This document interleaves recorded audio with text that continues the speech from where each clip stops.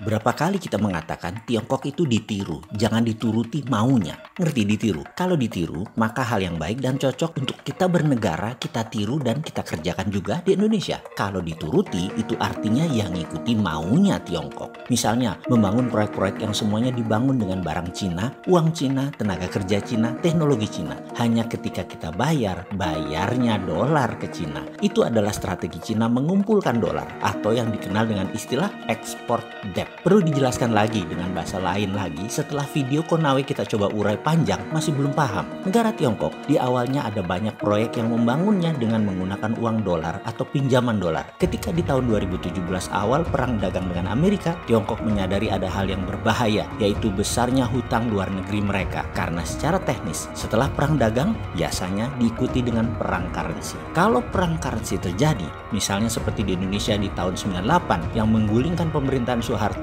currency warfare-nya dilakukan rupiah dibanting minus 500%. Maka mereka melakukan strategi. Tiongkok melakukan yang namanya export debt atau mengirim hutang ke luar negeri. Tiongkok itu bukan jago ekspor barang produksi saja, namun mengekspor hutang mereka juga bisa. Caranya bagaimana? Cari negara-negara yang merasa dirinya miskin, yang merasa tidak punya uang, yang membangun memerlukan direct investment atau investasi asing.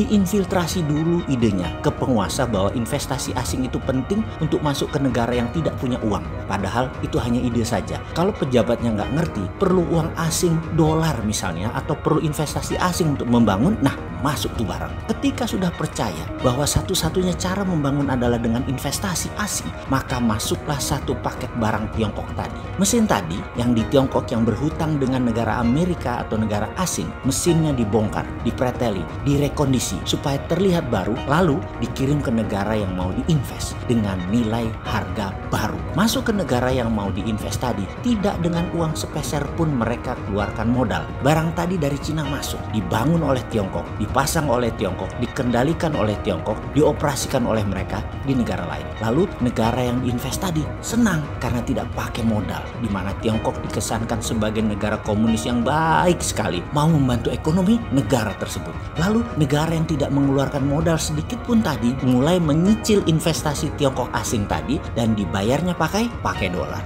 Di sini Tiongkok dapat dua hal. Negara yang diinvest menanggung hutang mereka dan nyicili hutang Tiongkok. Bahkan selain melunasi hutang Tiongkok juga memberi kelebihan luar biasa besar uang dolar sebagai cadangan devisa Tiongkok karena untungnya gede banget dari mesin bekas dihargai mesin baru. Untungnya geopolitik dan geoekonomi para pejabat Indonesia jago-jago. Pejabatnya tidak segeblek negara yang terperdaya dengan langkah kolonialisasi 5.0 ala Tiongkok tersebut dengan strategi export debt tadi. Bayangkan kalau pejabatnya nggak ngerti, seperti negara Papua Nugini misalnya yang berhasil dikerjai Tiongkok. Wah, bisa-bisa anak cucu bangsa tersebut bisa menghujat sampai akhir zaman kepada pejabat yang berkuasa yang bisa dikadali sama komunis Tiongkok. Bener deh, kita harus tiru cara Tiongkok tersebut, bukan mengikuti maunya Tiongkok. Misalnya, menarget mengambil bahan baku alam sebuah negara. Karena aslinya Tiongkok itu tidak punya bahan baku mineral di negaranya. Kalaupun punya, itu bukan dari tambang di Tiongkok, tetapi tambang di Afrika, tambang di Asia Barat, di mana mereka beli bahan baku mentah yang termurah, dibuang sedikit pengotornya lalu semua diangkut. Sehingga logam tanah jarang, rare earth yang mengandung 17 unsur seperti scandium, yttrium, 15 unsur lantanida seperti lanthanum, samarium,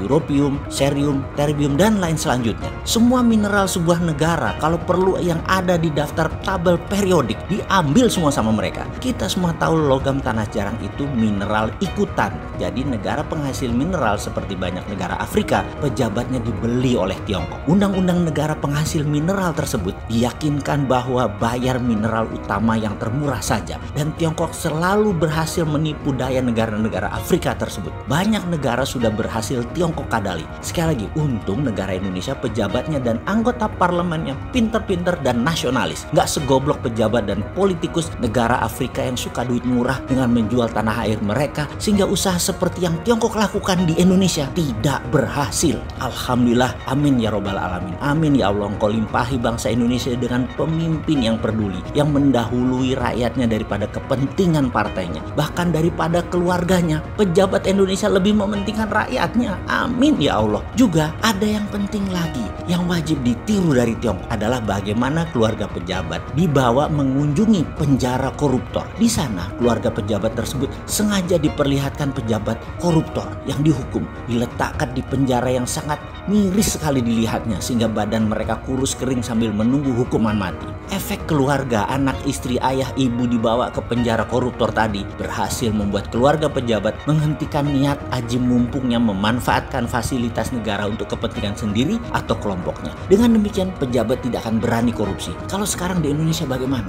Sudahlah, kalian yang jawab. Road trip perjalanan keluarga pejabat ke penjara para koruptor bisakah dijalankan? Iya, ini adalah salah satu cara membasmi korupsi, dan saya yakin pejabat sekarang pasti akan menjalankan contoh baik yang dilakukan oleh Tiongkok ini dalam waktu segera. Berikutnya adalah bagaimana menghentikan korupsi cross border country, yaitu proyek yang transaksinya terjadi di luar negeri, di mana korupsi dan kickback ataupun fee karena tidak bisa terdata. Jadi mengerti kan kalau banyak pejabat di Tiongkok melakukan proyek di luar negeri adalah untuk bagi-bagi kue jabatan. Jadi kalau ada proyek Tiongkok di Papua Nugini, pejabat Cina ngantongin duit dari Papua Nugini, pejabat Papua Nugini ngantongin duit dari proyek Tiongkok. Yang Tiongkok korupsi duit Tiongkok di luar negerinya, pejabat Papua korupsi duit negaranya di luar negeri. Disinilah mengapa pejabat banyak negara senang berinvestasi asing di sebuah negara, karena masing-masing pihak bisa cross data dan cross transaksi di luar negara masing-masing yang sulit dibaca oleh PPATK negara masing-masing. Jadi hilang peluang korupsi di dalam Tiongkok, diubah korupsinya di luar Tiongkok. Di sisi ini kita mengingatkan, yang di dalam Tiongkok kita tiru dengan keluarga dibawa road trip ke dalam penjara koruptor.